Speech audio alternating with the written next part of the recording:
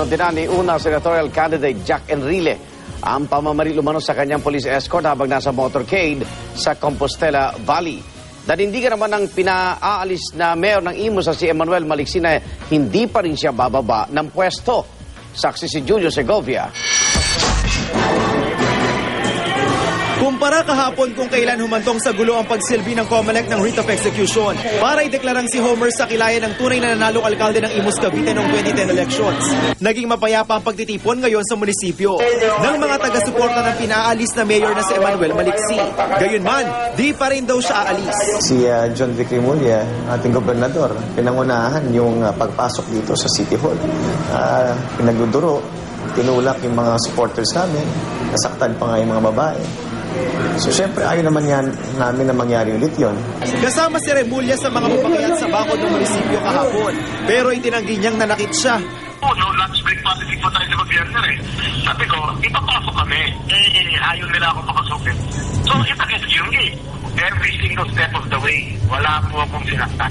Si Sakilayan naman, kasabay ng paninindigang dapat na siyang maupong alkalde. Iginit na hindi sila naging marahas sa mga taga-suporta ni Maliksi. Dapat sana siguro mapag-isip-isip niya na mali ang kanyang ginagawa at inilalagay niya lamang ang aming bayan sa nakahihiyang sitwasyon. Kabilang ang Cavite sa 15 lugar na tinukoy ng PNP at AFP na dapat bantayan ngayong eleksyon 2013 dahil sa posibleng pagsiklab ng karahasan.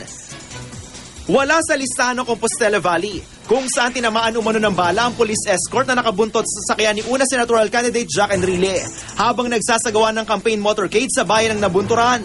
Wala mang nasaktan. Kinundena pa rin ito ni Enrile.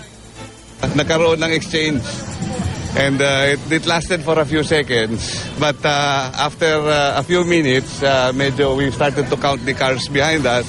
Wala naman naiiwan.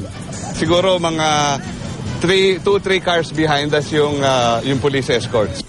Kaugnay pa rin sa eleksyon, ikinagulat ni late 4th District Representative Lucy Torres Gomez ang pagkakatanggal sa kanya sa pwesto. Sa botong 744, nagdesisyon ng Korte Suprema na hindi lehitimo ang paghalili ni Torres Gomez para sa asawang si Richard Gomez noong 2010 elections. Wala pa ho kaming copy ng decision. The basis of the Supreme Court in this Tagulino case is the alleged invalidity of the substitution. This is just a temporary setback and the good Congresswoman will continue to discharge her duties as a representative of the 4th District of Leyte. Ako si Julio Segovia, ang inyong saksi.